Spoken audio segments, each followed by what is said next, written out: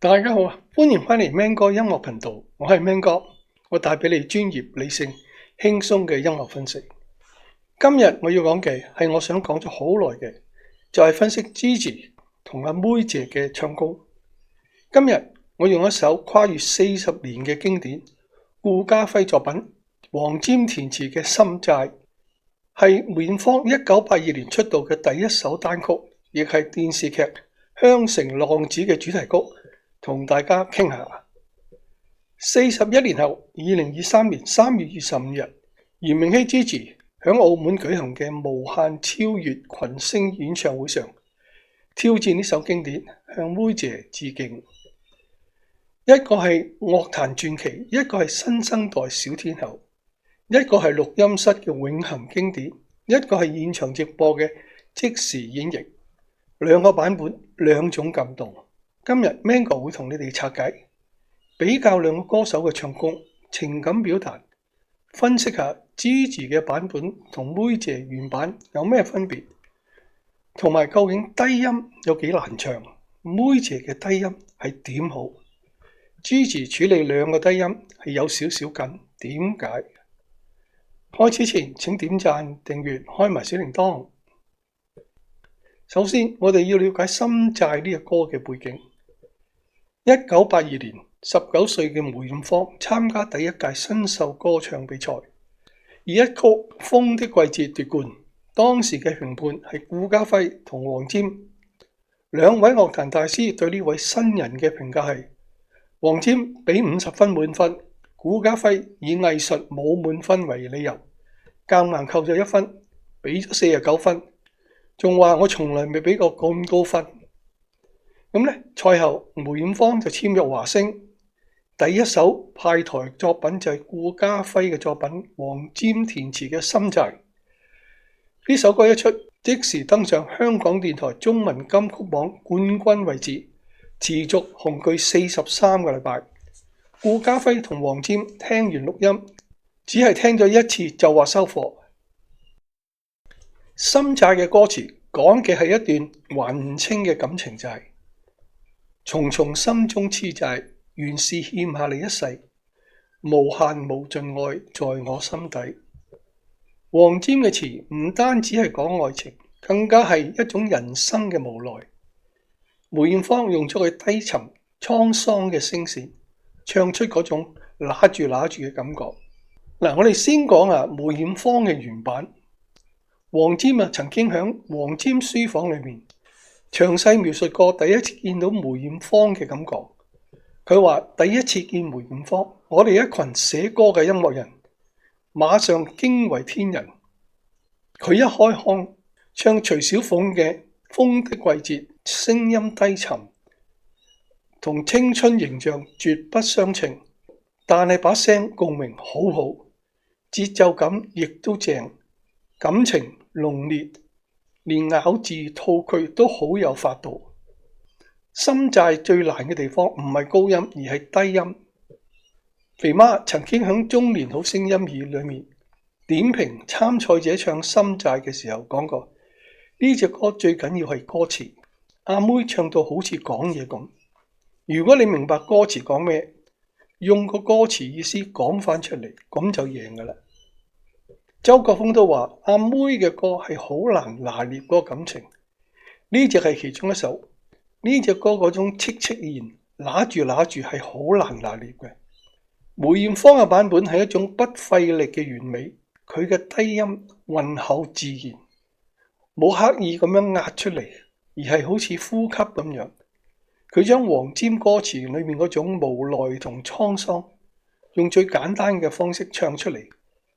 佢嘅低音嘅感情感覺係完美嘅。我 Man 哥從未聽過有歌手可以唱得更好。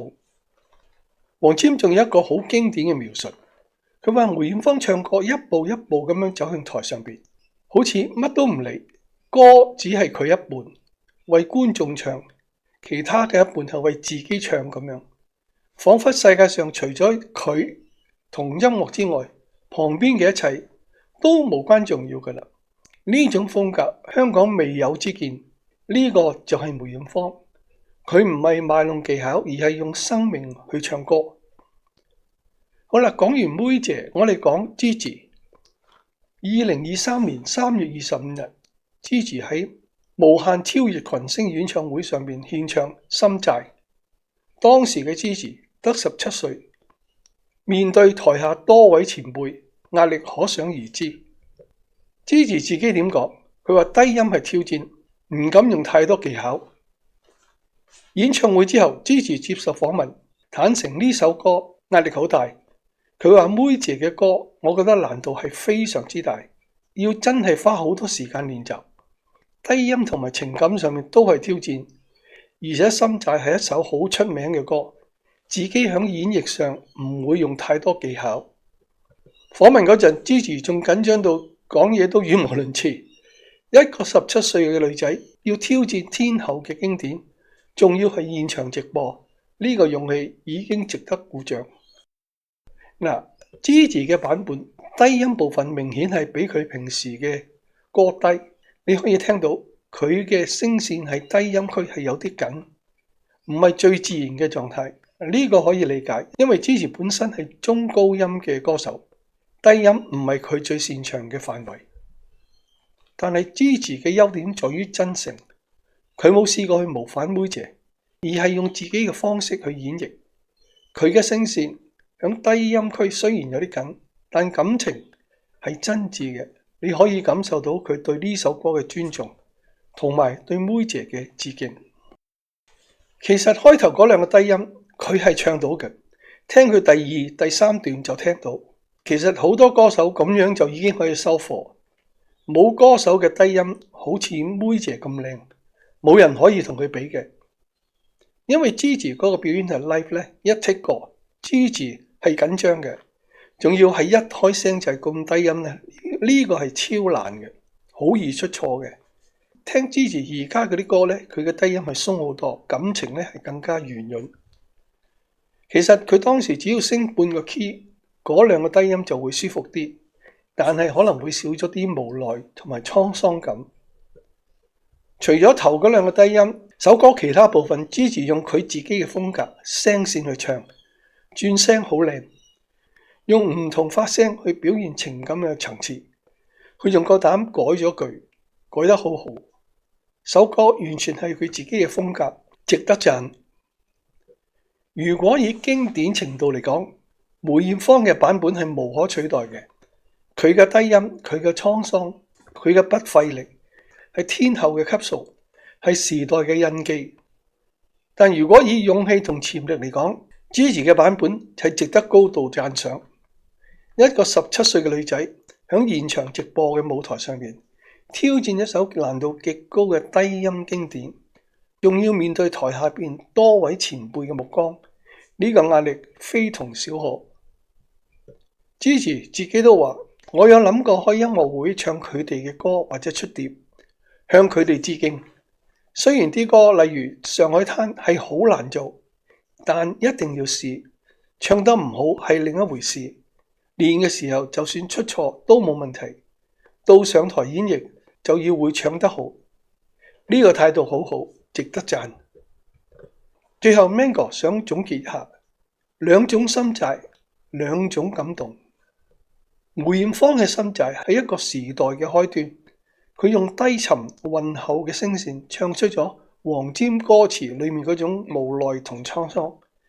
顧嘉輝同黃霑聽完一次就收貨，唔係因為佢嘅技巧完美，而係因為佢唱到好似講嘢咁，用最真誠嘅方式去表達歌詞。